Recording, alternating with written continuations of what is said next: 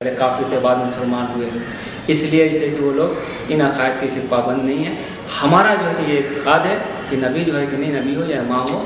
وہ ہمیشہ جو ہے کہ کیا ہے کہ وہ معصوم ہوا کرتا ہے۔ اچھا مولانا، آپ کو ابھی میں نے جو سیڑھی دکھائی جس میں ایک بچہ شام غریبہ کی مجلس میں تقریر کرتا ہے اور مصائب پڑھتا ہے، تو اس کے بارے میں آپ کیا رائے دے رہے ہیں؟ جہاں تک اس کا سوال ہے، اس میں جیسے کہ تاریخ میں تھوڑا بہت اختلافات ہیں، لیکن عام طور سے جیسے کہ جو آپ مستند جیسے کہ آپ دیکھیں گے تو ہمارے علماء یہی 72 جیسے کہ آپ کے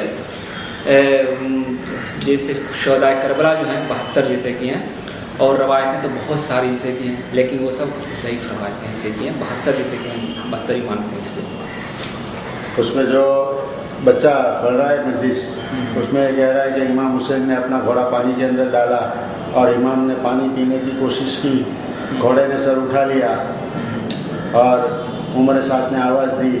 یہ سب ہمارے عقائد کے خلاف ہے۔ مثلا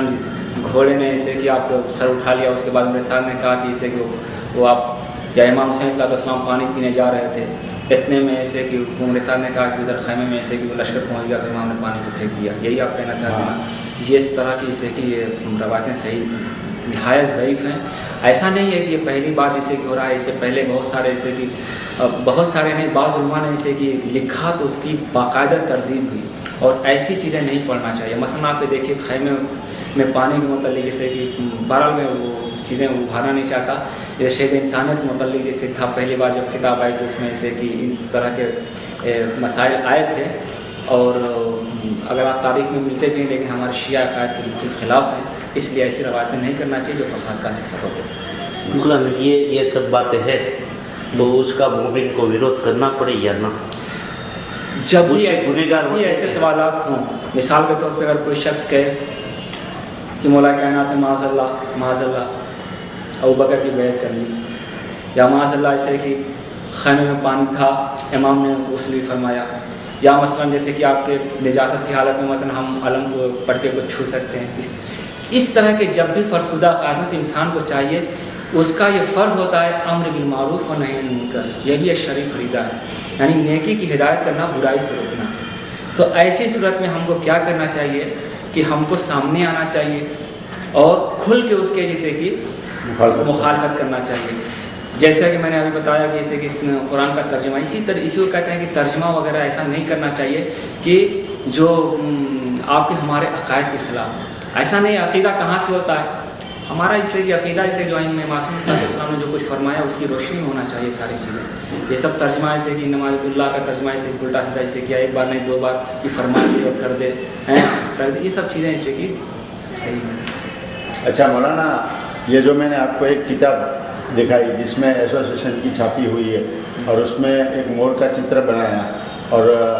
حضور کی حدیث لکھی گئی کہ امام زمانہ جنت کے مور ہے، تو اس کے بارے میں آپ کی کیا نظریہ ہے؟ یہ سب فرسودہ عقیدے ہیں، اس طرح کی باتیں ایسے کہ اگر کتاب میں یا تاریخ میں سے کہ ہوں بھی تو ایسے کہ چاپ نہیں کرنا چاہیے، ضعیف روایتیں تو سے۔ یہ سب بات سننے کے بعد مومن کو کیا کرنا چاہیے؟ مومن کا یہ شریف فریضہ ہے کہ علماء کی طرف رجوع کرنا چاہیے، اور خاص طور سے علماء مراجع بزرگ کی طرف، مراجع کرام ہیں ہمارے، ان کی طرف سے رجوع کرنا چاہیے، جو سوالات جیسے کہ جو ان کے جیسے کہ احکام ہوں ان کے اوپر جیسے کہ عمل کرنا۔ کوئی مومن ایسے بولتے ہیں۔ اور دوسری بات یہ ہے کہ جیسے آپ نے یہ کہا اور ساری چیزیں میں نے جو دیکھی، علماء اور مراجع کرام یہ کہہ سکتے ہیں کہ یہ چیز حلال ہے، یہ چیز حرام ہے۔ کبھی کبھی مسائل علاقائی اعتبار سے مشخص کیے جاتے ہیں، جیسے ہندوستان کے اندر مثلا ایک عقیدہ جیسے کہ ہے، مثلا اس وقت ملنگ ہمارے یہاں چل رہا ہے، اس وقت ابھی فی الحال جیسے کہ آپ کے 2-3 مہینے کے اندر، اس سال جیسے جو محرم میں جو چیز وجود میں آئی ہے، میں مدراس کے اندر دیکھ رہا ہوں، یعنی لوگ ملنگ بن گئے ہیں، حالانکہ اس کی کوئی جیسے کہ جو آئے ہیں افراد بھی آئے ہیں ہمارے پاس آئے ہیں، تو ان کا کوئی ایسا نظریہ نہیں ہے کہ جو شیعت کے خلاف ہے، شیعت کے خلاف جیسے کہ ہم نے پوچھا اصول دین کیا ہے تو کہا کہ توحید، عدل، نبوت، امامت، قیامت، یہ 5 جیسے کہ ہمارے ہیں۔ فروع دین کیا ہیں تو انہوں نے بتایا کہ یہ 10 ہیں، اور اطاعت والدین اور بھی پڑوسی کا خیال کرنا، یہ سب چیزیں ایسے گوڑی مانتے ہیں ایسے۔ تو نظریاتی اعتبار سے جیسے کہ ہمارے اور ان کے درمیان کوئی وہ نہیں، بلکہ وہ ہمارے شیعہ ہیں. یہ نوجوان ہیں، یونیورسٹی اور کالج میں پڑھتے ہیں، چونکہ ان کی دینی تعلیم اتنی پست ہوتی ہے کہ ان کو جس راستے پہ لگا دیا جاتا ہے اس راستے کو چلنا شروع کرتے ہیں. یہی کام جو ہے کہ مہدی ایسوسیشن نے بھی کیا. وہ اس نام پہ کہ ہم جو ہے کہ بہت ماڈرن لڑکوں کو ہم پڑھا رہے ہیں، بہت جیسے کہ ایک معیاری درس سے کام کر رہے ہیں، یہ سب مغالطہ دے کے پورے ہندوستان میں شیعہ عقائد کو یہ لوگ برباد کرنا چاہتے ہیں. لیکن جب سے میں مدراس کے اندر ہوں میں خود یہ دیکھتا ہوں کہ ان کی سازش یہاں پہ جسے چل پا رہے یہاں پہ بھی لوگ آئے، لیکن یہاں پہ کوئی کلاسز ان کی نہیں چلی. اور اس کے علاوہ یہ کہ جیسے کہ یہاں سے بھی وہ لوگ منہ کھا کے جیسے کہ گئے ہیں. تو کوئی بھی جیسے کہ یہ کیا ہے کہ یہ چیزیں اصل میں جیسے کہ آپ کو امریکہ کہا جائے یا اسرائیل کہا جائے، چونکہ ان کو آج کل جیسے کہ جب سے انقلاب اسلامی آیا ہے ایران کے اندر، اس کے بعد سے جیسے کہ شیعوں کا ایک اچھا تعارف ہو گیا ہے. پوری دنیا جو ہے کہ شیعت کو پہچاننے لگی ہے اور وہ سمجھ رہے ہیں کہ اسلام میں جو ہے کہ یہ ایک ایسا فرقہ ہے کہ جو اسلامی اصول کے مطابق جیسے کہ عمل کر رہا ہے. مثلا کوئی یہ سوچ نہیں سکتا تھا ابھی 30 سال پہلے جیسے کہ آپ کے ایران میں انقلاب آیا ہے، لیکن آج جو ہے کہ انسان جو ہے کہ نہیں وہیں پہ وہی انقلاب آنے کے بعد وہ ملتیں جیسے کہ ایران کہاں پہنچ گئی ہے. یعنی آپ دیکھیں تو فضاؤں پہ اس کا قبضہ ہو چکا ہے. یہ نئی نئی سیٹلائٹ اور ایک سے جیسے کہ بھیجنا، یا مثلا آپ کے نیوکلیئر اعتبار سے اتنا بیچارے اتنی جیسے کہ وہ پاورفل ہے کہ پوری دنیا جو امریکہ ہے یا اسرائیل ہے ان کو اس کی فکر ہو گئی. لہٰذا یہ لوگ چاہتے ہیں کہ کسی بھی طریقے سے شیعوں کے اندر جو ہے اختلاف پیدا کیا جائے، اور اختلاف پیدا کرنے کے لیے ان کو بس عقائد ہی کے اعتبار سے جیسے کہ وہ کیا جا سکتا ہے. چونکہ ان کے اندر جیسے کہ اعتقاد یہ ہے، مثلا مولا کائنات کے متعلق ان کا نظریہ ہے مثلا وہ کہ جس طریقے سے ہم کہتے ہیں لا الہ الا اللہ، کوئی خدا نہیں ہے سوائے اللہ کے، اسی طریقے سے ہم کہتے ہیں کہ علی ولی اللہ، یعنی علی اللہ کے ولی ہیں اور اس سے پہلے جتنی بھی تھیں خلفائے ثلاثہ کی خلافت ہمارے یہاں باطل ہے. اس کی بھی ہمارے پاس جیسے کہ چونکہ مولا کائنات نے کہا کہ میں ان کا جانشین ہوں، چیلنج کیا، اور کسی بھی جو ہے کہ نہیں کسی نے بھی جو بھی خلیفہ ہوئے ان لوگوں نے کوئی چیلنج نہیں کیا، بلکہ زبردستی وہ لوگ اپنا اسے شورا وغیرہ اسے بنا لیے، اور وہ سب ہمارے یہاں جائز نہیں. اچھا مولانا، یہ جو ہم تحریک چلا رہے ہیں تو ہم تو عالم ہے ہی، پھر بھی ہمارے سے جتنا ہو سکتا ہے ہم کرتے ہیں. اس معاملے میں علماء کی کیا فرض ہے کہ علماء کو کیا کرنا چاہیے اس کے لیے؟ دیکھیے اس میں کیا ہے کہ جن افراد کے سامنے یہ مسائل آئیں ان کا فرض یہ ہے کہ علماء کی طرف رجوع کریں، ان سے مسائل دریافت کریں کہ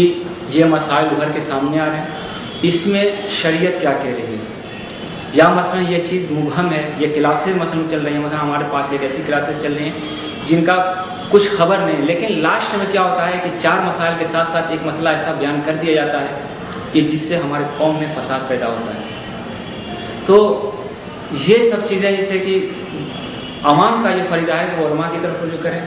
اور علماء جیسے کہ علماء کا بھی فرق ایک جیسے کہ فریضہ ہوتا ہے کہ اگر ان کو کوئی مسئلہ جیسے کہ سمجھ میں نہ آئے تو ان کو چاہیے کہ جو بزرگ علماء جن کو مراجع کہتے ہیں ان کی طرف رجوع کریں، اس لیے کہ وہ بھی علماء ہی ہیں. اس لیے کہ امام نے فرمایا ہے، اس لیے کہ امام کا تو جیسے کہ چونکہ غیبت کبریٰ کے دور میں امام نے یہی فرمایا ہے کہ جو ہمارے جیسے کہ علماء ہیں، ایسے علماء کی جو مثلاً اپنے دین کی محافظت کرتے ہوں، ایسے علماء کی طرف جو ہے کہ کیا کرنا چاہیے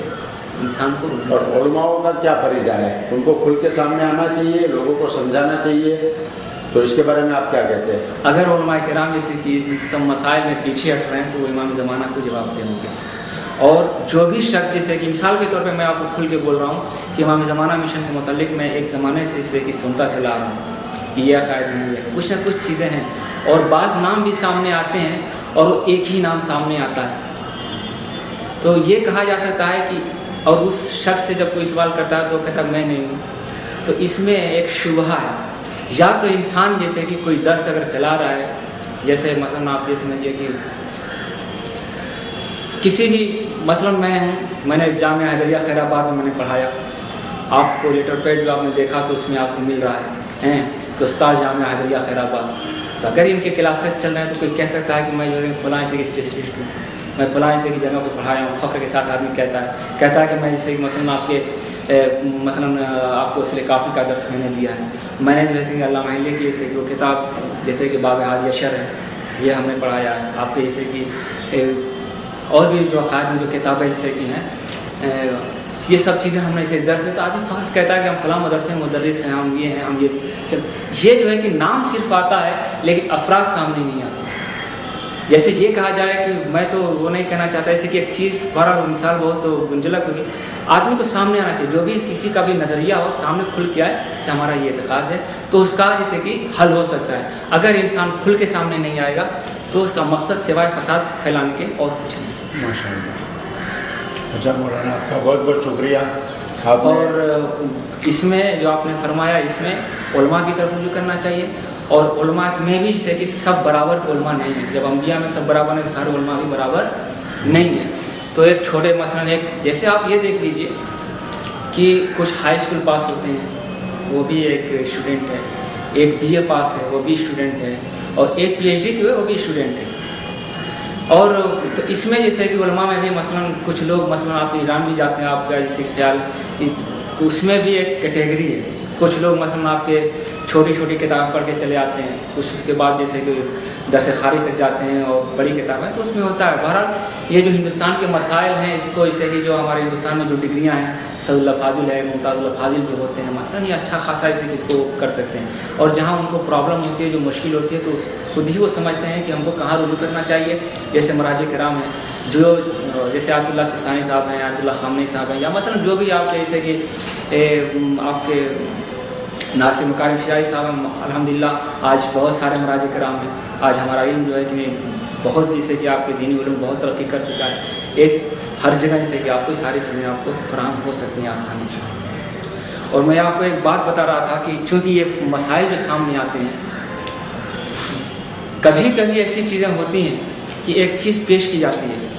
اور اگر کوئی عالم دین جب بہک جاتا ہے